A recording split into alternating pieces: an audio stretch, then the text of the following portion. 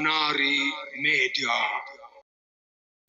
ኣብ ሓደ ትካል ዘጋጠመ እዩ ኣብታ ትካል ሓድሽ ሓላፊ ይምረጽ እሞ እቲ ሓድሽ ሓላፊ ናይቲ ትካል ናፍቲ ትካል በመእታው ንሰራሕተኛታቱ ንኽላለዮም ጽውዖም እሞ ንኹሎም ሰላም ኢሉ ዊልያም ከዓ ከም ሰቡ ኢዱ ሰዲዱ ሰላም ክብሎ እንዳተጸበየ ኸሎ ኣብኡ በጺሑ ዕሽሽ በሎ እሞ ናብ ካልኦት ዘሊሉ ሰላምትኡ ቀጸለ።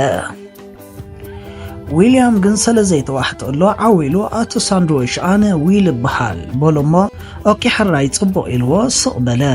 በዚ ስለዘይተዋሕጠሎ ኻ ዊልያም የቕሬታ ክቡር ሓላፊ እንታይ ጸገማሎ ዲ ብምባል ሓተቶ። የእንቲ ኩሎም ሰራሕተኛታት ከዓ ናብ ኣቶ ሳንድዊች ተተኸላ።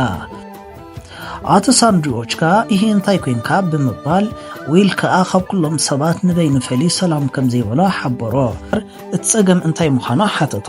ኣቶ ሳንድዊች ኣሉ ብምባል ኣቶ ሳንድዊች ከምቶም ካልኦት ሰላም ከም ዝበሎ እኳ እንተነገሮ እቲ ሰላም ክበሃል ኢሉ ኢዱ ሰደደ። ዊል ግን ክልተ ግዜ ሰላም ክብሎ ኢሉ ኢዱ ምስ ሰደደ ጎሲዎ ከም ዝሓለፈን ምስ ሓበሮ እቶም ሰራሕተኛታት ቆዊሎም ምስ ጠመትዎን ኣቶ ሳንድዊች ከምኡ ተገይረውን ከስተባህልከ ገይርየ ዝኸውን ብምባል ነቶም ሰራሕተኛታት ኣብዚ ባእሲ ዝበሃል ኣይክትሪኦን ኢኹም ብምባል ኢዱ ጨቢጡ ነቶም ሰራሕተኛታት ኪዱን ናብ ስራሕኩም በሎም። የዳው ከዓ ቆጠዋ ኣቢሎ ሓዞ። ዊል ከዓ የቕሬታ ኣብ ቅድሚ ሰብ ክሕፍረካ ኢለይኮንኩን ምስ በሎ ኣቶ ሳንድዊች ከዓ ሕጂ ደሌካ ስለ ዘለኹ ናብ ኦፊሰይ ምጻእ ኢልዎ ሓለፈ። ዊል ናፍቲ ቤት ጽሕፈት ምስ ኣተወ ኣቶ ሳንድዊች ኮፍ በል በሎ። ነታ ኣብ ውሽጣ ሕፃ ዘለዋ ናይ ግዜ ናይ ምጽንቃቕ እትመልክ ጥርሙዝ ገልቢጡ ኮፍ ድሕሪ ምባል ሰላም ከመይ ጽንሑ ዝኸበርክን ተኸታተልቲ ካናሪ ሚድያ ኣብ ዘለኹም ሰላም ጥዕናን እንዳተመነና እምበር ክሳብ ዝንድሕር በጺሕኩም እዛዛንታ ኣዝያ ነሲጣትኩም ኣላ ማለት እዩ። ኣብ ቻነልና ሓደሽቲ ዝኾንኩም ሰብስክራይብ ዘይገበርኩም ሰብስክራይብ፣ ላይክ፣ ሼር ሓናጽር ኢትዮጵያ ምግባር ተኸታተልቱና ንኽትኮኑ ንዕድም። እቲ ኣብ ላዕሊ ዝነበረ ሕፃ ኩሉን ታሕቲ ከይዞረቐ የቕሬታ ክሓትት ከም ዘሎ ነገሮ። ዊልያም ናይ ምታይ የቕሬታ ኢሉ ምስ ሓተተ ኣቶ ሳንድዊች ከዓ ናይቲ ኣፍቲ ዓንቲ ወይ ዝገበርካዮ ታዕታዕ በሎ። ኣብ ቅድሚ ሰራሕተኛታተይ ክትሕፍረና ሓሲብካ ኢሉ ምስ ነገሮ ዊል ክቡር ሓላፊ ከምኡ ይኮነ ካባኻ ዓሌታውነት ርኤ ምስ በሎ ኣቶ ሳንድዊች ከዓ እሞ ጊደዶ ክነግረካ ኣነ ዓሌታዊ ሰብየ በሎ። ቀፂለ ወላ ሕጂ እውን ንስኻ ኣብዚ ምህላውካ ምቹእነት ኣይስማዓንን እዩ ዘሎ ከዓ በሎ። ዊል ከዓ ዝዘረባኻ ኣዝዩ ቀስቃሲ እዩ በሎ። ኣቶ ሳንድዊች ከዓ ክኸውን እኽእሊ ዘይክኸውን እኽእሊ ድሕሪ ምባል ብዝኾነ ኣብዚ ትካል ኣነ ሓላፊ ኣብ ዝደለኽዎ እዋን ከዓ ሰጎካ ክእል እየ በሎ። ዊል ከዓ ክሰጎኒ ትኽእልኒኻ ድሕሪ ምባል ኣብ ትካል ዝኻ ዝበለጸ ሰራሕተኛ ምዃኑ ነገሮ። ኣቶ ሳንድዊች ከዓ ሕጂ ንሕጂ ኮንክን ክሰጎካ ከምቲ ትብሎ ዘለኻ ንፉዕ ሰራሕተኛ ድሕሪ ኮንካ የቕሬታ ሓቲትካ ናብ ስራሕካ ትምለስ ትኽእል ኢኻ በሎ። እንተኾነ ግን ዊል ሓንገደ። ኣቶ ሳንድዊች ከዓ እምበኣራቢኻ ዝደኣሞን ዓይጽቡዕ ዕድል ብምባል በል ተሰጊግካ ኣለኻ በሎ። ዊል ብስምባደ ተሲኡ ክሰጎኒ ትኽእልኒኻ በጃኻ በዓልቲ ቤተይ ስድራይ ከመን ከኣልየለይ ስራሕ ኣዝዩ ዘገድሰኒ ብምባል ትላማሎሞ ጀመረ። ኣቶ ሳንድዊች ከዓ ከም ዝትብሎ ዘለኻ እንድሕር ኮይኑ እቲ ጉዳይ ጥዑም ዘረባ ከዓ ክትዛረብ ነይርካ በሎ። ዊልያም ተታዒሱ ኣቶ ሳንድዊች ይቕሬታ ግበረለይ ምስ በለ ኣቶ ሳንድዊች ከዓ እንታይ ኢልካ በሎ። ዊልያም ኮፍ ኢሉ ተላማሊሙ የቕሬታ ክሓትትን እቲ ሕፃን ታሕቲ ክዞረኹን ሓደ ኾነ። ኣቶ ሳንድዊች ግርም ኣብ ሰዓትካ ብምባል ከም ብሓድሽ ቆፂርና ከለና በሎ። ብምቕጻል ሓድሽ ሰራሕተኛ ስለ ዝኾነ ደሞዙ ብ20 ሚእታዊት ከም ዝጎደለ ነገሮ። ካልኣይ መርድእ ዝኾነ ዊልያም እዚኣስ ኣይግብርን ኢሉ ሰንበደ። ኣቶ ሳንድዊች ከም ልማዱ ክኸውን እኽእሊ ዘይክኸውን እኽእሊ ብምባል ቀዳማይ ዕማምታ ኢሉ ሓንቲ ጸላም መጽሓፍ ደርበየሉ። እታ ፎልደር ኣስማት ናይቶም ኣብቲ ትካል ዝሰርሑ ወጻእተኛታት ዝሓዘት ነበረት። ኣቶ ሳንድዊች ናታቶም ደመወዝ እውን ብ20 ሚእታዊት ከም ዘቐነሰ ሓብሮም ኢኻ በሎ። ዊልያም ስለምንታይ ንሳቶም ከምሳይ ይቕፅዑ ኢሉ ምስ ሓተተ ኣቶ ሳንድዊች ከዓ እዚ መቕጻዕቲ ዘይኮነ ምትዕራይ በሎ። ዊል ከምተን ካልኦት ሰራሕተኛታት ማዕረ ደመወዝ ክወሃቡ የብሎምን ኢኻ ዲኻ ትብል ዘለኻ ኢሉ ሓተተ። ኣቶ ሳንድዊች ከዓ ተቐብል ኣቢሉ ናፍቲ ኣስጊጓትካ ዝነበረት ኣርእስቲ ዲኻ ክትመልሰና ደሊኻ ምስ በሎ ዊል ፈሪሑ ሓራይ ጎይታ ኢሉ ተቐቢልዎ ኸደ። ኣቶ ሳንድዊች ፍሽኽ ኢሉ ሓራይ የቐኒየለይ በሎ።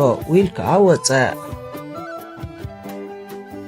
ዊል ነቶም ወጻእተኛታት ሰራሕተኛታት ኣኪቡ ነዛ ዓለተኛ ብኸመይ ክንረኻኽበሉ ንኽእል ኢሉ ምስ ሓተቶም ሓደ ካብኣቶም ኣነስ ስቕ ኢለ ምስራሕ ይሸኒ ምስ በለ ተቃዋማይ ዊል ከዓ እዚ ጉባእ ኣይኮነን 20 ሚእታዊ ትጎድለና እሞ ካብዘይ ሓደ ነገር ምስ በለ እቲ ሓደ ሰራሕተኛ ከዓ እንታይ እሞ ክንገብር ከማና ዝበለብ ከምዚ ዓይነት ስራሕ ሰርሕ እኮ ጽቡቕ ዕድል ይበለ ዊል ከዓ ሓሪቑ እንታይ ማለት እዩ ከማና ዓይነት ሰባት ንሕናኮም ዓሪኦም ኢና ሕልፊኦም ከማነይ ኣብ መበል 18 ክፍለ ዘመን ኣይኮናን ዘለና ልዕሊኦም ክንሰርሕን ክነገልግልን ንኽእል ኢና በሎ ከም ካልእ ማንም ሰብ ከዓ መሰል ኣለና በሎ ወይ ሰራሕተኛ እሞ ሕጂ እንታይ ኢና ክንገብር ኢሉ ምስ ሓተቶ ዊል ከዓ ክሳብ መወዳእታ ንቃለስ ነዚ ዓሌታዊ ሓላፊ ናብ መፈፀምታ ክነብፅሐለና በለ السرحتኛ ሕጅውን ብኸመይ በለ ዊል ከዓ ምስቶም ዓበይቲ ኣውፈርቲ ጽባሕ ኣገዳሲ ኣኼባ ኣለዎም ሓቀይ በለ ንጽባሕይቲ ከዓ ኩሎም ሰራሕተኛታት ተኣኪቦም ወረቐት ብምሓዝ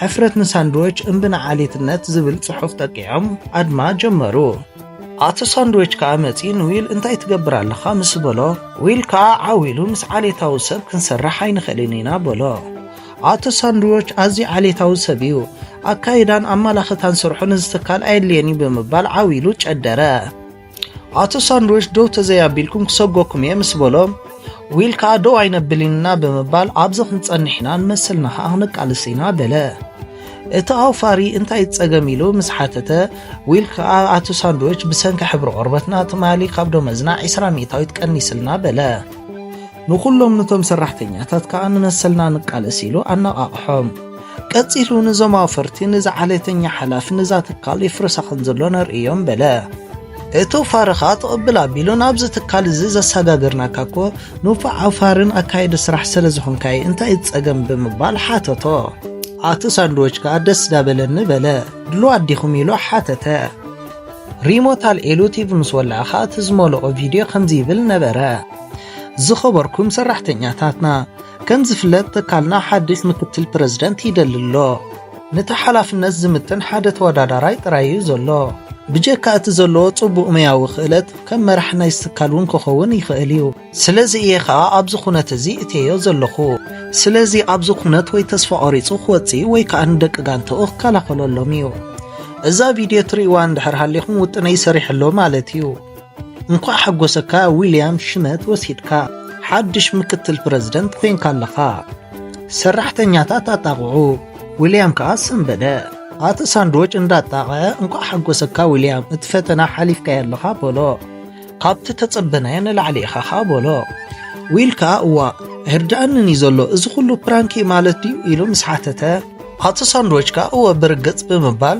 ናተይ ዝተዋህበኒ ገጽ ባህሪ ዘይፍተወካ ምሽ በለ ኣቶ ሳንድዊች ከዓ ዓሌታውነት ከም ጸልእ ነገሮ ቀጺሎም ከዓ እንዳሰሓቑ ሰላም ተባሃሃሉ ኣቶ ሳንድዊች ከዓ ንሓድሽ ምክትል ፕረዚደንት ነጣቕዓሉ በሎም ዝኸበርክንን ተኸታተልትና ከመይ ጸኒሕኩም ንሎም ዓንቲ ኣዘናጋዒትን ሓጻርን መሃሪትን ዝበልናያ ዛንታ ከም ዝትርእይዎ ዝነበርኩም እዩ ዝመስለኩም ኣብ ህይወት ክንዲ ዘጋጠመ ፈተነታት እኳ እንተጋጠመና ጽምም ኢልና ብዓቕሊ ክንሰብሮ ክንኽእል እያ ትምህረና ቪድዮና ኣብ ካልእ መደብና ካልእ ፍልይ ዝበለ ዛንታ ሒዝናልኩም ክሳብ ንመጽእ ኣብዚ ቻነልና ካናር ሚድያ ሰብስክራይብ ዘይገበርኩም ሰብስክራይብ ግበሩ ሼር ምልክት ደወል ብምጽቃት ተኸታተልትና ንኽትኮኑ ንዕድም ሰላም